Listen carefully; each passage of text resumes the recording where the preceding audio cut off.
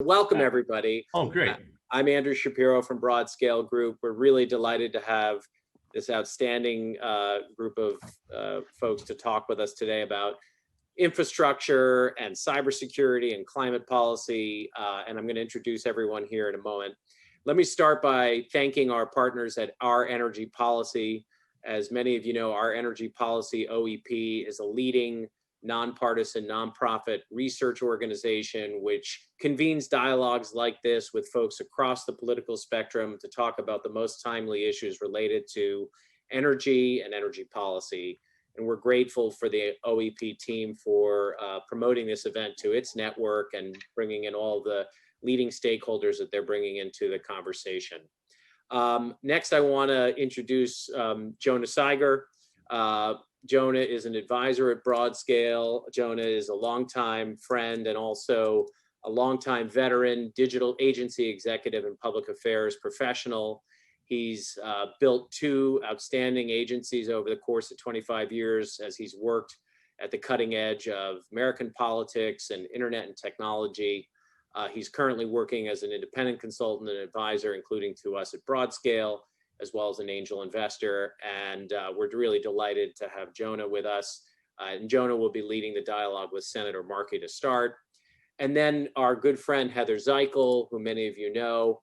Heather's been an advisor in the past to Broad Scale and is now the Chief Executive Officer of the American Clean Power Association, which is the trade group that represents solar, storage, wind, and transmission companies here in the US. She brings tremendous experience in energy policy, both from the public sector and the private sector. She led the Blue Prosperity Coalition. She led corporate engagement for the Nature Conservancy. She's well known to many of you as the former Deputy Assistant to the President for Energy and Climate Change during the Obama administration. And we're just delighted to have you with us, Heather. Thank you for being here as well. And Senator Ed Markey, we're just tremendously excited to have you with us. You've been a leader on energy and climate policy and environmental issues throughout your period in Congress and as a senator. And I'm going to allow our friend Jonah Seiger to more formally introduce you and to get things kicked off. I will also say to folks, if you have questions, feel free to put them in the chat. We will do the facilitation and moderation of those in due course. And now, Jonah, I'm going to turn it over to you. Thank you, Andrew. And Senator Markey, thank you so much for your time this morning. We are honored to have you here. As all of us know, Senator Markey has represented the Commonwealth of Massachusetts since 1976, coming to Congress and serving the House of Representatives from 1976 until 2013, when he was elected the junior senator from Massachusetts. I'm just as a point of personal privilege, pleased to tell you, Senator, that I'm joining you today from the Commonwealth of Massachusetts in my secret location up here. And I should also just disclose to everybody that I had the great privilege and honor of working with Senator Markey a long time ago, back when I had a full head of hair and he was the chairman of the House Telecommunications Subcommittee. And it's no small exaggeration to say together we invented the internet, forget about Al. But you honor us here with your presence. And as we all know, you have devoted a substantial part of your legislative career to the issues of sustainability and climate. You introduced the last major climate bill in the Congress, the Waxman-Markey bill, in now quite a while ago, and have been fighting the good fight on these issues for quite a long time. Senator Markey, of course, we also know has been a leader on a number of other really substantial and important issues, including the development of the internet as the chairman of the House Telecom Subcommittee and the Telecommunications Act of 1996. I wanted to start with the question that's on all of our minds, given all the recent developments in the Senate and with the White House, where things stand on the prospects for an infrastructure bill in the context of this new bipartisan deal, where the components of the Green New Deal stand. Just talk to us a bit about how you're thinking about where things are and what the next future looks like for this legislation. Well, thank you, Jonah, and thank you for your friendship over 30 years and your great and pioneering work. Thank you, Andrew. Thank you, Broad Scale, for inviting me to be with you here today, and my old friend, Heather. It's great to see you again, and everyone who is on this call. So we're at a turning point here where the Democrats have won the House, the Senate, and the presidency. We won the trifecta. And a lot of what happened in 2020 was fueled by young people and old who elevated climate change to a level of political potency, which had never happened before. People always cared about it, but it was maybe issue number 15, 16, 17, even though a high percentage of people said they cared about it. Now, it's been catapulted up to the top 3 or 4 issues in terms of issues that people care about it, while the polling has moved to a point where actually independents and many, many Republicans also want something to happen. So the planet is running a fever. There are no emergency rooms for planets, so we have to engage in preventative care. The bipartisan bill, which has been agreed to, although all of the details are not completely available to those of us who weren't in that room, and much of it is built on legislation that's already moved through the Environment and Public Works Committee, on which I serve, and through the Commerce Committee, on which I serve, that we were able to work out with all of the members in the room, and they've added another $589 billion, I think, on top of that. But for the most part, there has not been any substantial movement towards funding programs that would deal with the climate crisis. There's been a nod towards those programs. There's some money in for charging stations, some money in for resilience, but it just isn't at the scope and the scale which we are going to need. And so just to take you back now, unbelievably 2.5 years, Alexandria Ocasio-Cortez and I introduced the Green New Deal 2.5 years ago. And that was after I had reflected upon what Jonah made a reference to back in 2009. Henry Waxman and I were able to pass a piece of legislation 1,400 pages long that was a cap and trade system. It was about $1 trillion that we had to play with. And it was then filibustered in the Senate. They came close, maybe 56 votes. They needed 60 in order to get it passed. That's now 12 years ago. And it was just, the anniversary was just last Friday, unbelievably, of 12 years ago. So what I decided, to be honest with you, was that we needed a movement. We needed to change the dynamic of the politics of this issue. So that movement was created around the Green New Deal, the Sunrise Movement, all these young people, activism across the country. So that's kind of what changed the dynamic of where we are right now, but it hasn't changed the resistance of the oil, gas, and coal industry. They're still adamantly opposed to something happening here that would be fundamentally game-changing. So with regard to the second bill, the reconciliation bill, we are going to pass a reconciliation bill, most likely without any Republican votes, although I'm hopeful that there will be some Republicans that actually believe in climate, in the climate crisis, and that we need to do something about it. We need a plan. But if not, we will pass a reconciliation bill as well. And we will work amongst ourselves, Democrats included, Joe Manchin, to try to find a formula which will work so that it can be something that matches the scope and the scale of the problem. And both of those bills will be moving. You've been hearing all this over the last week on parallel tracks, but it's not new. We've been saying the same thing now for 2 months. And I put out something that just said no climate, no deal about 3 or 4 weeks ago, just to kind of make it very clear to everyone that we are going to have both bills. It's not that I oppose, although I don't know what's in it, in all of its detail, the bipartisan bill, but because I support roads, I support bridges, I support broadband, I support all those things. They've already come out of the committees on which I serve on a bipartisan basis. And now this group has plussed it up a little bit, but not to the scale which is necessary. So we're going to have that battle in July.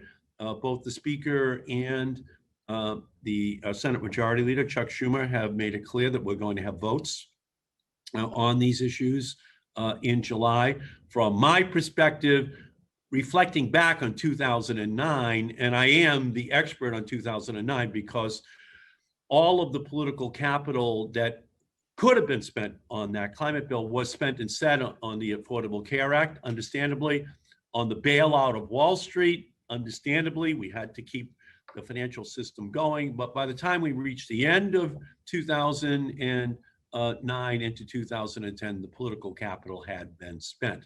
So I know the time is of the essence. We have to move quickly, which is why I believe we should not leave for the August break until we've finished what we're going to be doing in the House and Senate, because otherwise we're going to wind up with a climate crisis and a legislative crisis this fall, because the politics of 2022 will quickly interject itself into the political process. I saw that happen in 2009. I'm like a Cassandra warning that we don't want to repeat history. So that's what I've been recommending, and it is in essence what Speaker Pelosi and Leader Schumer have said they intend their plan to be. The politics of this are obviously very fluid and a little bit messy, but it seems that you're quite optimistic about the ultimate outcome here, that there is both a bipartisan and reconciliation process, and that a lot of the ambition that's been laid on the table can be achieved. What would you describe as your main priorities as you look to the next couple of weeks of legislating that you really plan to fight for and push for hard? Well, I would say that we have to have action in each and every area of our economy. Yeah, I have legislation that has already passed the House once, and the votes are over there to once again pass a climate bank, which would be somewhere between the Biden administration, to their credit, put in $27 billion for a climate bank. Debbie Dingell and Chris Van Hollen and I have asked for upwards of $100 billion, which we believe can leverage $6 to $7 in private sector money for each dollar which is spent. That's what the experts are telling us. But at a minimum, I think it'll be $27 billion. We're going to try hard to make sure it's a larger amount than that. And then that funding can be used for private and public sector investment, super low interest loans, and then ensuring that that money is then recycled and back into the economy. And I feel very good about our ability to be able to figure out some formulation of that can pass parliamentary muster. The same thing is true for a civilian climate corps, which several members on our side. I have a bill with Alexandria Ocasio-Cortez, but Senator Wyden has a bill.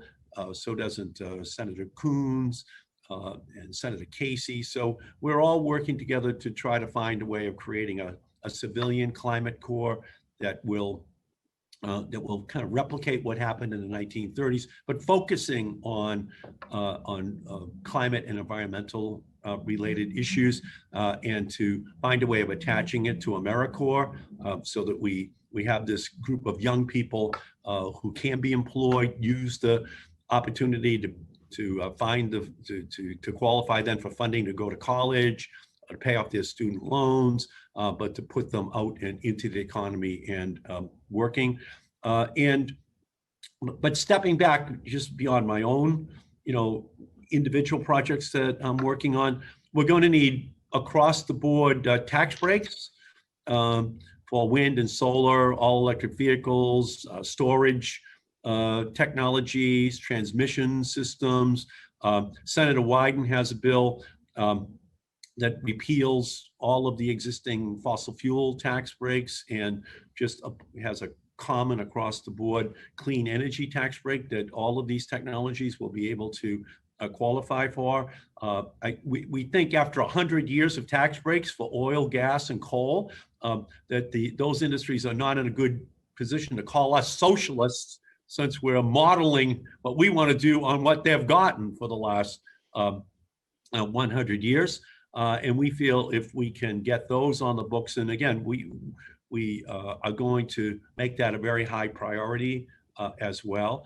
And I would say, in addition, Jonah, in the administration, they're already moving forward on a new rulemaking on clean cars, on fuel economy standards, on power plant regulations, to kind of trying to figure out what to do post-Trump in terms of a regulatory scheme which they can put in place for the vehicle sector and for the utility sector. So from my perspective, it's hard to, completely summarize all of the additional component parts that will be in any bill, any reconciliation bill that we pass, but just assume that it's going to be across the board, and it will be big, and it will be bold, and again, negotiated, unfortunately, amongst the Democrats. So Joe Manchin will clearly have to be at the table for us to be able to ultimately put something together. It's an extraordinary challenge, but it does feel like there's a lot of momentum and a lot of optimism. One of the things, as you were talking, that's an interesting reflection for me in our time working together is the parallels to this moment on climate and the transition to the early 1990s and the development and acceleration of the internet. And your leadership on the Telecommunications Act of 1996 is a case in point there. I'm interested just in your perspective from that time, looking forward at how the telecommunications industry evolved and the parallels here, how you feel in your experience, how the leadership of Congress and members like you can unleash innovation and investment and transformation in our society, because obviously the climate challenge is an even bigger, more existential question than the development of the internet. But we've seen how Congress has a big role to play in driving innovation and transition. Do you have some thoughts for us on as investors and on that topic? Yeah, thank you, Jonah. Yeah. Again, this is my 45th year as a member of the United States Congress. And back in the 80s and the 90s, I was chairman over telecommunications in the House. So what I constructed was a 3-bill strategy in the 1990s. Each bill passed. The first bill was in 1992. That's what created the 18-inch satellite dish. Now there's 40 million of them in America. That was to put pressure on the terrestrial cable industry, so they had to move more quickly. In 1993, I was able to move over 200 megahertz of spectrum for the 3rd, 4th, 5th, 6th, and 7th cell phone license, while prohibiting the 2 incumbents from bidding for it because they were charging 50 cents a minute, and the phone was the size of a Gordon Gekko brick that he was walking around and talking into. So that wasn't working. Innovation was not happening with a duopoly. So by 1995, everyone had a flip phone in their pocket, and it cost under 10 cents a minute. And then 10 years later, a young guy came up with the idea of a device which would be equal to the power of a computer on the Apollo mission, and that's now global. So that was the US. And then in 1996, as Jonah said, I was the author of the principal Democratic author of the Telecommunications Act of 1996. Just to get the stat correct, not one home had broadband in February of 1996, not one. Okay, so it was just frustrating me how incumbents don't want to move because they're already making money off of what they're doing. So you got to create paranoia-inducing Darwinian competition into the marketplace. So that law passed in February of 96. President Clinton gave me the digital pen that he signed it with. And by 2000, we had a dot-com bubble, but we had something else too. We had massive deployment of broadband in our country. And that's what made it possible for Uber and Lyft and Google and eBay and Amazon and Hulu and YouTube all to explode, because it wasn't analog, it was digital. It wasn't narrowband, it was broadband. That was the key insight that the MIT Media Lab had given me in 1988, 89. That's what my job had to be. Then get out of the way, and $1.5 trillion of private sector money went in. So here, the goal has to be the same. The goal has to be a strategy that says we're breaking down these cozy cooperative arrangements that exist in the utility industry, in the automotive industry, in industry after industry, that just kind of moves along at incremental pace, and they then buy ads on Meet the Press or on Face the Nation on Sunday morning to brag about the little bit of research that they're doing in their laboratories in those fossil fuel companies. So the goal has to just to be like we did with telecom. Yes, the Bell Labs were winning Nobel Prizes in basic research. They weren't winning any in applied research. They were winning nothing. It was still a black rotary dial phone world. So that has to be what we're going to try to do here, okay? And that's increasing fuel economy standards.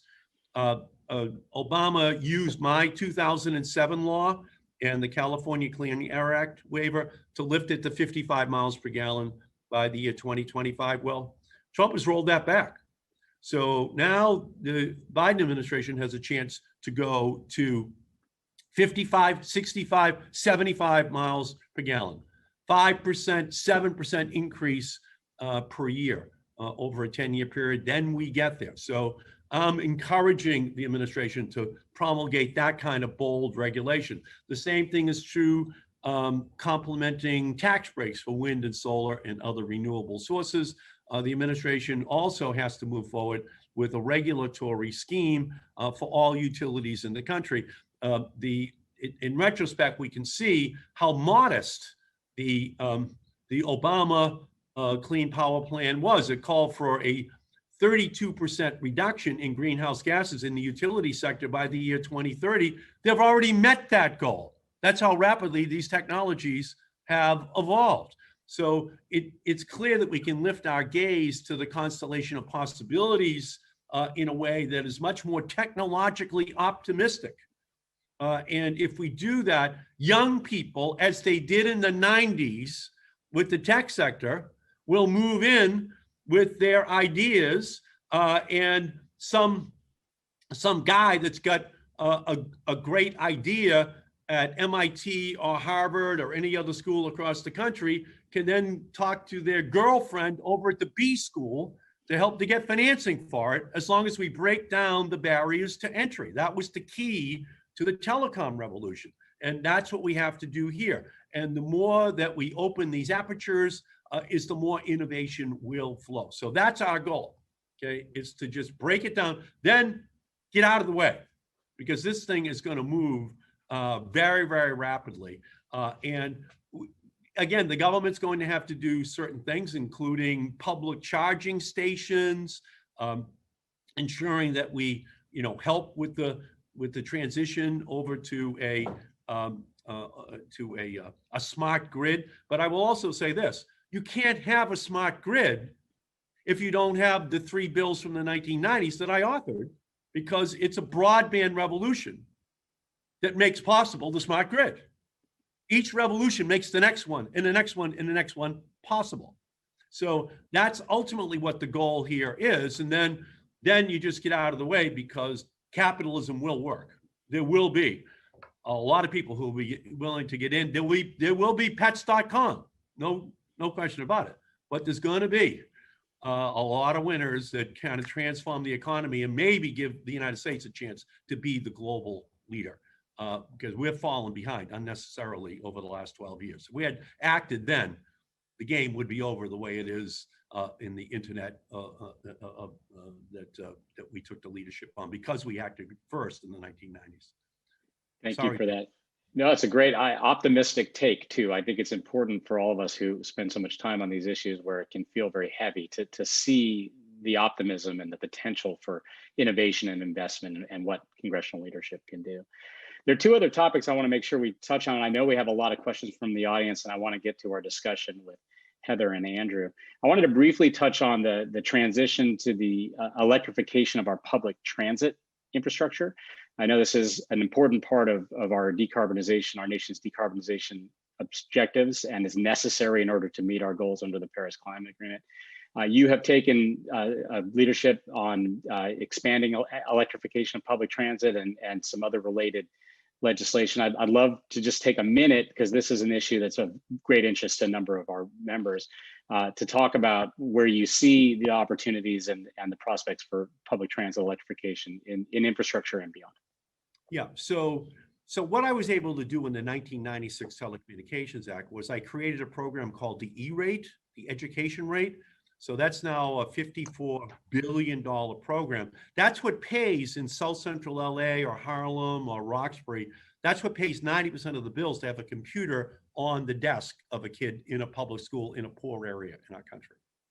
If the faster you speed up the pace of technological changes, the faster you have to speed up the access to the educational tools needed so that young people in our country can catch up. So I'm very proud of that program. And in fact, I've just been able to add $7 billion so the kids get it at home. Mostly Black, brown, immigrant kids, they did not have it at home, and you don't want them to be losing their educational opportunities. Well, the same thing is true here in terms of the public sector. We can use that as a way to ensure that public transportation, the funding we're going to be putting into rail has an electrification aspect to it. It has a public funding component, which is going to help to telescope the time frame that it takes in order to accomplish that goal. And in many ways, it then sets the framework for showing how the private sector individuals can also plug into this dynamic. So to the extent to which Joe Biden is calling for 500,000 charging stations, and by the way, let me just say, that's just public charging stations. So up here, National Grid and Eversource in Massachusetts, they're going to be putting out themselves, tens of thousands of charging stations. And that's on top of course, every person that buys an all-electric vehicle will have their own charging capacity at home or at work. So just to understand that that's a complementary aspect of all this, but it helps to create this culture of change, which is necessary. When somebody in 1993 said to me, you won't even be using your home phone anymore once you get used to this, I'm going, oh, come on, that's not going to happen. My home phone is like part of me. And of course it's true. Okay. And the same thing is going to be true with this all electric revolution, whether it's trucks. And again, I have a bill called the Freezer Act, which is going to give subsidies to diesel fueled large vehicles that are largely, by the way, inside of poorer communities, environmental justice communities, to have the funding to transition over to all electric vehicles, which is what we're going to have to do, because that's where the pollution, these idling vehicles are mostly in the poorest parts of town, where those storage areas would be for the products that are transported. So I'm going to be working very hard to make sure that in that one area, because it can make a big difference if we have a funding stream that encourages the diesel larger trucks to be moved over, a 5 to 10 year period towards electric vehicles. So thank you, Jonah. Our society is going to be all electric by 2040. We're moving that way. When General Motors is saying that they're not going to make any more internal combustion engines by the year 2035, that was not on their scoreboard in 2020. This time last year, they were planning on saying that.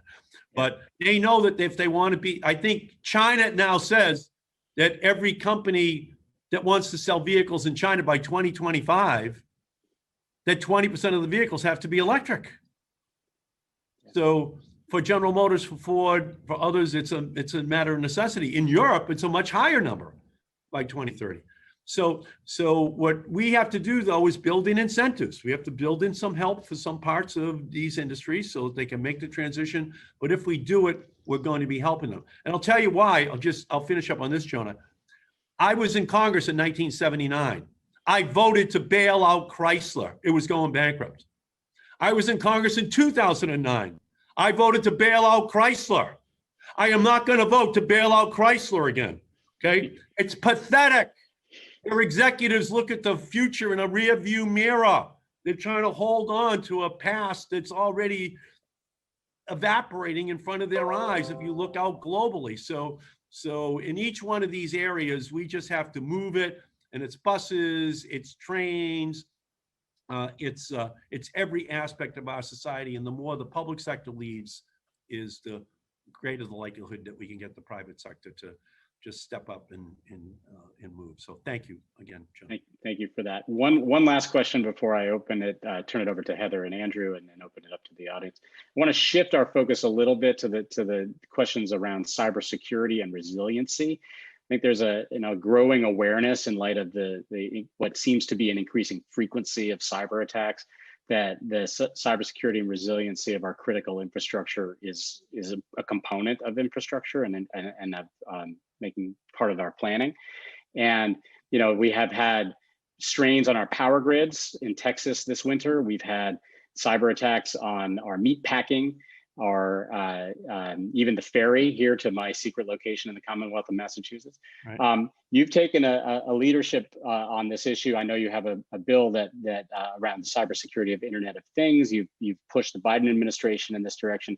Talk to us a little bit about how you're thinking about resiliency and security, and what role Congress has in the context of the infrastructure bill. Okay, well, thank you, Jonah. Well, back in 1993, I had this friend, his name was Eric Schmidt, and he was like the chief scientist for a company called Sun. And he was my buddy.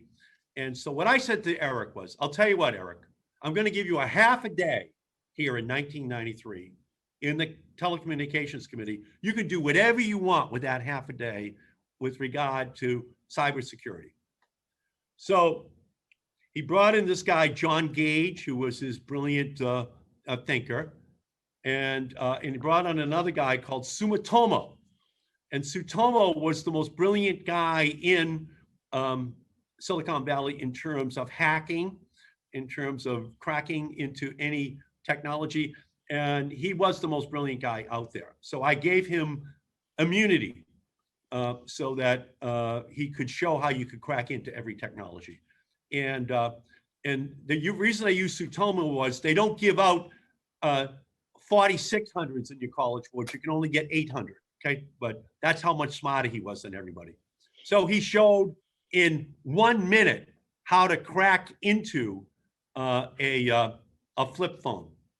He flipped it over, took off the back, hit 2 dials, and then we started to listen to phone calls of members of the Congress in the radio building, okay? I had to give him immunity. 1993.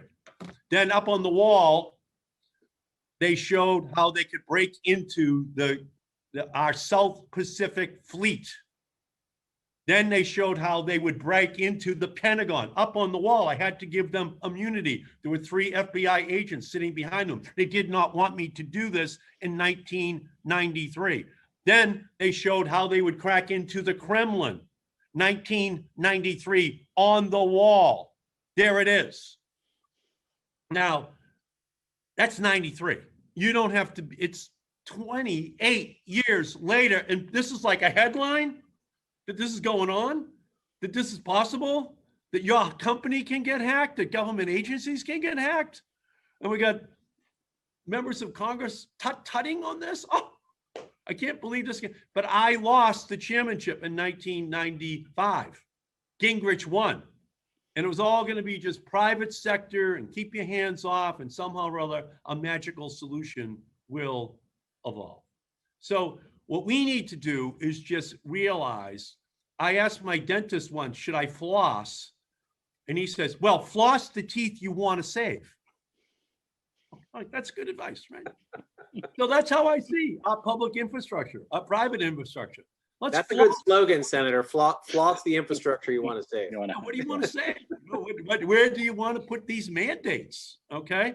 And I have a bill, Jonah is pointing it out, where, because I've served on the telecommunications subcommittee and the environment committee for 45 years apiece. So there are no new issues. I'll just say that. Okay?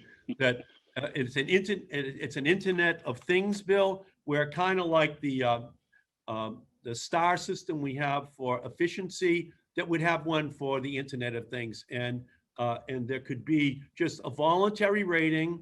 You'd have to check it for accuracy, but a voluntary rating that every product would have to have, it could have applied to it. And you could then market that to people in order to make sure that you knew that your privacy was being protected. It could not easily be hacked into. But we need some kind of public recognition of the need to have higher standards. And I'm kind of gratified because I've had this bill for 4 years, but Biden has now proposed a very similar thing, to be coming out of his administration. So we need to be definitely moving in a direction.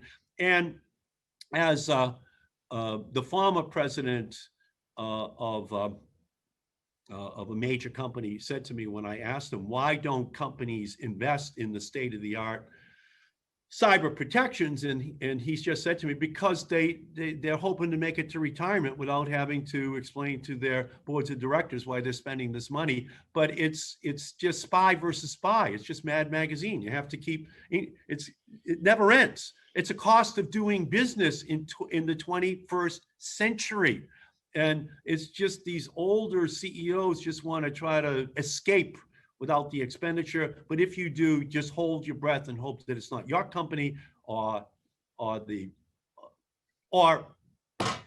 you give up your location, Jonah, or the Woods Hole Ferry in Martha's Vineyard doesn't get it, okay?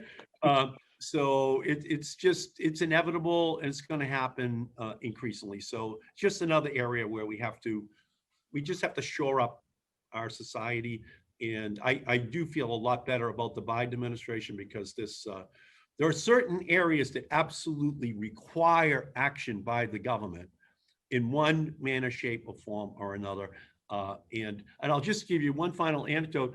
In 2009, the FBI came to me. And they were very concerned about cyber attacks on the United States, especially our utility system. So I was able to pass a bill, bipartisan. Fred Upton is my minority chairman, my minority leader on the committee. It passed the House, and it was a mandate that the FERC had to upgrade the cybersecurity protections for all utilities in the United States. It went over to the Senate. And John Kyle from Arizona put a hold on it because of the Arizona utilities. And again, when we hear the headlines today about the vulnerability of our utilities, whether it be electricity or water or you name it, I already passed the bill. That's a 12-year ago bill too, but it got held up in the Senate. And John Kyle was representing himself as a pro-defense guy, but not if the utilities don't want to have to spend the money to be defended. And then just, again, hold your breath and hope it's not your utility. And we're more interconnected now than ever before because of the broadband revolution. So Jonah, if there are any questions, I'd love to take them. I'd love to turn it over to Heather, because I know she has a few, and then Andrew, maybe we can have some time to grab some questions from the audience too. Absolutely. Great. Well, again, thank you for joining us, Senator, and for all of the great advocacy you do in Washington on behalf of clean power. It was really helpful to hear your thoughts about what both you as an individual senator and kind of the Democratic Party has prioritized as we think about that reconciliation package. And from my perspective, I'm very focused on where are we going to drive the deepest emissions reductions through these provisions and reconciliation. And to that end, the tax, it was good to hear you mention as a priority the tax breaks and the sort of the work that Wyden has done, because I think that's going to be crucial. But unless we also address some of the tax equity challenges in the financing of these projects, the mechanism that has really worked in the past is the direct pay. So, we're helping developers make better use of their tax credits. Do you see direct pay as one of those issues floating to the top of the priority list for the Democrats as they are pulling this reconciliation package together? Yeah, I think it will, Heather, because you are interested in it and you represent the wind and solar industry, and so to that extent, yes, we have to work smarter, not harder. Okay, that's what this is all about. How do we actually get the best return on our investment? And my mother always said that working smarter, not harder, is the only way to go. And that's what this approach could potentially be. She always said that right before she would say that she was going to donate my brain to Harvard Medical School as a completely unused human organ. So smart here, Eddie, be smart. Okay, so let's continue to talk about this direct pay after this, Heather. Okay. Just so perfect. Doing this in July, we can help to refine it with you. Great. And then just to pivot, I mean, you were probably the United States Senator that understands this best, but at a certain point in time, what's going to ultimately, we need some mechanism to price carbon. And there's been a conversation about the potential for a clean energy standard. We've heard, we've seen different legislative proposals. President Biden has spoken specifically about the importance of the clean energy standard. And there seems to be a little bit of swirl around, well, what could we get done in reconciliation that would actually withstand the Byrd rule? What do you think the prospects around a clean energy standard in reconciliation might be? There will be a clean energy standard in a Democratic bill, but we have to figure out how to get around the Byrd rule issues. Yep. Obviously, Henry Waxman and I built a clean power standard into the bill that passed the House. In fact, in 2007, we passed a clean energy standard out of the House, and it was killed in the Senate as well. Okay, so it's not new terrain. We have to refine it in a way that obviously can honor the support of all Democrats. It won't happen with Republican support. Oh, well, I will say this. One of the things where people did cross over from the Republican Party in 2007 and 2009 was on a clean power standard.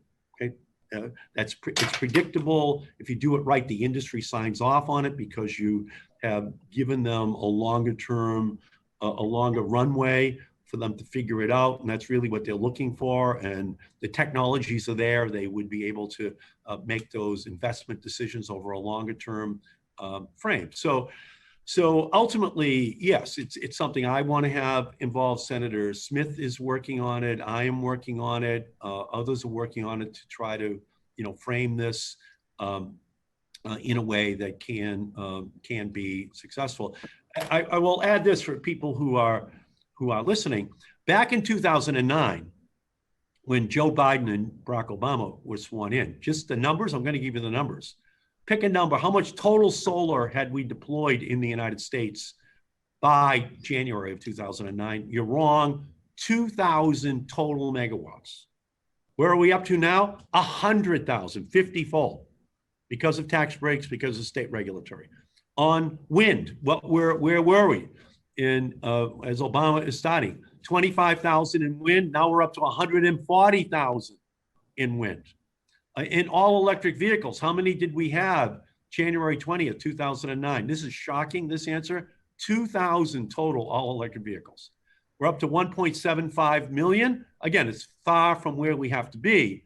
But once you start to change the dynamic, and by the way, part of the dynamic in 2009 was giving Elon Musk $500 million to save him. The federal government had to give him that $500 million. He paid it back within 2 years, but we had to bail him out because it had to be a quasi-industrial plan here. You want the private sector to make it, but you have to be cognizant of what kind of financial crises can do to the more nascent industries. So I'm very optimistic about what's happened because now the price of wind and solar has collapsed, totally collapsed. And if you are sitting on the board of a utility, and you proposing a new coal burning plant, et cetera, goodbye, Mr. Board Member. Goodbye, Mr. Chairman of your CEO, of your company. It's just not going to happen. So it's some form of state regulation, federal taxes, and a federal clean energy standard that's going to make the difference. And I'll give the people on the call just, when people say, well, how do you make sure the system is reliable? Right now, 40% of all electricity in Iowa is wind, 40% in Iowa. And it's the #1 most reliable system of all 50 states, just so you get a combo. And we're nowhere near 40% for the whole country. But this whole idea that you can't create reliability with renewables, especially given the broadband revolution, where you can manage this over a much wider area, not just one state, but multiple states, is just absolutely out of touch with how fast the technologies have changed. But we do need a clean energy standard. What the final formulation of it is will have to be done in conjunction with the parliamentarian, Heather. But we're going to work hard to build some national standard in. Senator, if I could build on that for a moment, there was a question here from Jacob Warrenklein, who's on the board of Our Energy Policy, about pricing carbon generally. Do you think that there are other mechanisms besides a clean energy standard? Obviously, you worked hard on cap and trade way back. There are some conservatives who embrace the idea of a carbon tax instead, or a tax and dividend program. Are any of those solutions that you think could be achievable on a bipartisan basis? Well, we do need a package of laws that does reduce emissions dramatically in the electricity sector. No two ways about it. The exact way we do it is under debate. I will say this: I know how to put a price on carbon. I passed a 1,400-page bill in 2009. The cap and trade system is a price on carbon. Yep. And a trading scheme of $1 trillion to $1.5 trillion, much like the Telecom Acts laws of the 1990s, that was going to ultimately be driven by the private sector. When we talk today, however, we have to talk in terms of environmental justice as well. We know that when there's a gasoline tax, who gets hit the most? It's going to be poor people. The people on this call, including myself, we were able to Zoom to work in 2020. Essential workers could not Zoom to work. They had to show up, and they had to drive to work, and they would be the ones that were paying this tax. And so, to the extent to which there is a system moving forward, the reason with AOC that we constructed the Green New Deal without any specific mention of a price is that these other areas, clean power, natural regulations for the increase in fuel economy standards, subsidies to farmers to move to no-till farming, industrial and commercial sector, a climate bank that would have low interest loans. It's a way of trying to avoid that specific price on carbon discussion. And I'll also say this: getting that price is not easy. As you know, Europe had a price on carbon, and what happened was the middle class in Germany just drove right through it. They said, well, we'll pay the extra money at the pump. It was the poor people in Germany who couldn't pay it. The higher you put it, and so where do you put it, and then do you have to return to determine what is a better price? And Congress does not have an appetite for voting on what the price of gasoline or natural gas or you name it is every single year. That's just not going to happen. So to the extent to which we have longer term predictable tax breaks and regulatory policies that are out there, and my belief is that by the time we reach 2030, all of the kind of prospects for all of the assumptions people make today as to what can happen over a 10-year period of time and technological change are going to be in a basket. So a price on carbon, I did it, and I obviously believed in it at the time. And if the Senate had passed it, the revolution would pretty much be over by now, because all of those changes technologically would have been driven by now. but moving forward, I think that these other approaches are better. And by the way, we have to be aware of what happened in France when they raised the price. For example, on gasoline, it created the yellow vest movement in France. And my mother always said, try to learn as many things vicariously as you can, Eddie. It's prettier that way. So a lot of these things that I'm talking about right now reflect kind of the political realities as well around these issues. We have a couple questions from the audience about what should be included in the broad thinking about clean energy and infrastructure. So for example, some questions about nuclear, about hydropower, about hydrogen. Any comments on that, Senator? Yeah, on nuclear, nuclear isn't ruled out. It's still 19% of all electricity generated on a daily basis in the United States. But there has not been a new nuclear power plant ordered and completed in the United States since 1980. Can I say that again? There's not been a new nuclear power plant ordered and completed since 1980 in the United States. We're still living with the plants that were ordered and completed before 1980, or ordered before 1980 and completed sometime after that, but none new have been ordered. And that's through Reagan, that's through Bush, that's through Bush again, it's through Trump. It's very favorable regulatory environments, can't be done. There are 2 plants that were ordered post 1980. They're down in Georgia, the 2 Vogtle plants. They were supposed to cost $12 billion. They're now up to $28 billion, and they still haven't opened. And that's a warning to CEOs across the country. You can't get a more favorable environment than Trump is president, and it's in Georgia. And they still can't get it done. The PUC in Georgia is a very favorable regulatory environment within which to be operating. Okay? So at 28 billion, by the way, that's for 2,200 megawatts. If you take that 28 billion and you say, how much solar can we get in actual generating capacity? It would be 10,000 megawatts. Which way are you going, Mr. CEO of a utility across the country? No? Why would you go into a morass that is Adam Smith would be spinning in his grave so rapidly that he would qualify for an energy subsidy under our tax proposal? Okay, it'd be so wildly, disappointed in the free market system. Of course, it would not be. So I don't see nuclear. I see perhaps a few plants can be built. Perhaps some of these mini nukes might be deployable. But again, they're going to have regulatory problems. You're going to have siting issues. But you heard the numbers that I just gave you on wind and solar. We could have upwards, by the way, we could have upwards of 30, 40,000 megawatts of solar every year. Heather, could you give me an idea here, Heather, just so I want people to hear it? In the year 2030, what would you expect to be the number of new megawatts of solar installed just in the year 2030 alone? Ooh, putting me on the spot. Well, listen, I think that gets back to your point about when in 2009, when Obama came into office and we were trying to think about a stretch goal my job was to think about what's a stretch goal for clean power that is defensible. And I was terrified to even contemplate doing anything in double digits at that point in time.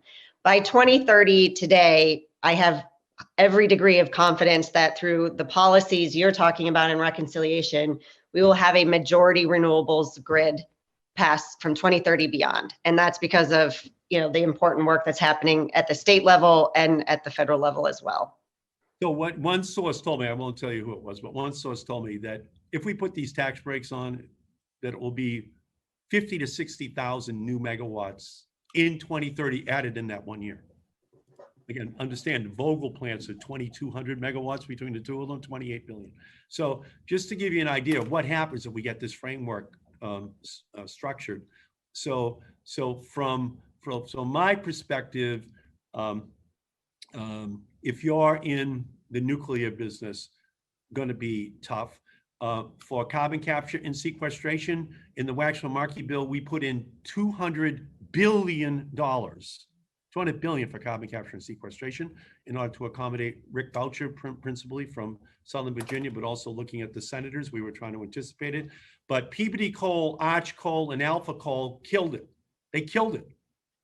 Do they wish they had back that 200 billion? All three of those companies went bankrupt. Okay. We were trying to help them. We were trying to technologically anticipate what was going to be needed if they were going to be able to continue. Will it be 200 billion now? Probably not. That was a one-time offer, in good faith that Henry Waxman and I made to them. And by the way, we also put in like $5 billion for unemployment benefits for 2 years, total unemployment benefits, plus healthcare benefits and job training. That's when there were 90,000 coal miners. Now they're down to 50,000, and because of Peabody and Arch and Alpha, they didn't get anything, those workers, 40,000 workers, right? So we need a transition that works. We have to build in the funding, which we'll do, to help make that transition, and also try to make sure that West Virginia gets the help which they need. But carbon capture will be a part of this. But again, when you hear the numbers on the other side, you can see where it will be in the total contribution of reduction of greenhouse gases. Okay, it just will still be a minor part of it, as will new nuclear and new hydro as well, because it is very difficult to build new hydro that's not low head hydro in our country in this present environment. But it still doesn't mean we're not going to be able to accomplish our goals with all the other renewable and energy efficiency strategies which are out there. Senator, maybe the last question, a good one about supply chain. We've all seen the vulnerability of supply chains through COVID, and now with the disruptions that have happened and impacting the auto industry and others. And so how do we ensure, as we're doing this infrastructure planning as a country, that whether it's batteries for EVs or all the rare earth minerals and things like that that are going to be needed for transformation of our industrial system and our energy system, that we're paying attention to those too, because we know China is, we know others are. And so maybe we can just close out on that and sort of the broader relationship between supply chain and geopolitics. Well, I'm the chair of the East Asia Subcommittee on the Senate Foreign Relations Committee. And so, yeah, the Uyghurs are being exploited in the manufacture of solar and electric vehicle technologies. But it's not just that they're being exploited in those areas, they're being exploited across the board. It's in these devices too. Yeah. It's in the clothing that we're all wearing right now on this call, you name it. So we've kind of decided that out of sight, out of mind is our national philosophy, as long as we save a few bucks on the products which we are able to purchase in our country. And that just has to change. We've got a chip crisis in our country. How did we get a chip crisis in our country? Well, obviously, the tech companies and others just wanted to get the lowest price source. And then when the crisis hits, they're going to turn to the federal taxpayer and say to taxpayers, you got to bail us out. We have a chip crisis. We got to have a source which is more reliable for us. Well, the same thing is true here for many of these other critical industries, and we need a strategy in our country in order to make sure that we become much more self-sufficient, or that we're partnered with allies to have a self-sufficiency in the raw materials which we need, in the places where these items are being manufactured. It's very difficult to buy a new car in the United States right now. It's absolutely unbelievable to me. But that's kind of that's the shift from just-in-time delivery that we have had as our strategy to the longer-term planning we have to have in a world in which China seeks to exploit their strategic advantages to extract perhaps unrelated concessions from the United States government. So while we should be partnering with China on climate change and on nuclear weapons agreements that we reach, we also have to be cognizant of the fact that they're our principal competitor for the rest of our lives and the rest of eternity. And we can't allow their crypto capitalism, their communistic capitalism, to exploit the vulnerabilities in our goals to have the lowest price for everything.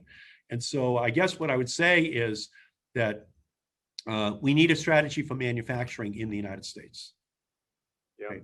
We need a strategy across the board, and the tax code has to reflect it. The regulatory rewards that companies get has to reflect it, so that your investors are saying, yeah, that's okay. That's a good investment. It's not the bottom line. It's something that actually will make us money. And it's not just doing it out of the goodness of your heart. It's saying there is a federal tax and regulatory policy that supports that. And that's what I challenge. I challenged Ted Cruz last week in our committee as he was talking about solar panels and electric vehicles from Xinjiang, that we shouldn't just be talking about these two items. We should be talking about everything, and our need on a bipartisan basis to be putting together policies which encourage companies to do it here. So I think, thank goodness, we're kind of crossing over into that area as well. But, let's be honest, there's probably 500,000 people in China right now making these and other devices for Apple. And, do we really need to pay like $25 cheaper for these devices if the prices were then held hostage by a government that then is seeking to extract other things from us on human rights or energy strategies? It's just absolutely not. It's not good for the soul of our country. We are the moral, political, economic, environmental leader of the world, and this issue gives us a chance to reassert that leadership, the climate crisis, so that we put together a comprehensive plan where the United States is not just trying to preach temperance from a bar stool, lecturing the rest of the world while still polluting, but rather being the real leader. And that takes a comprehensive look at this. And so that's what we're hoping to do in the reconciliation bill. That's what I know the Biden administration is committed to doing, because we've lost too much time already, and China and others have captured that time in a way that they would have been incapable of passing us if we had done it in 2009. So I thank all of you for having me on. It's a great honor to be with you, and my great pal Jonah, thank you, and Andrew, thank you for the great invitation to be here.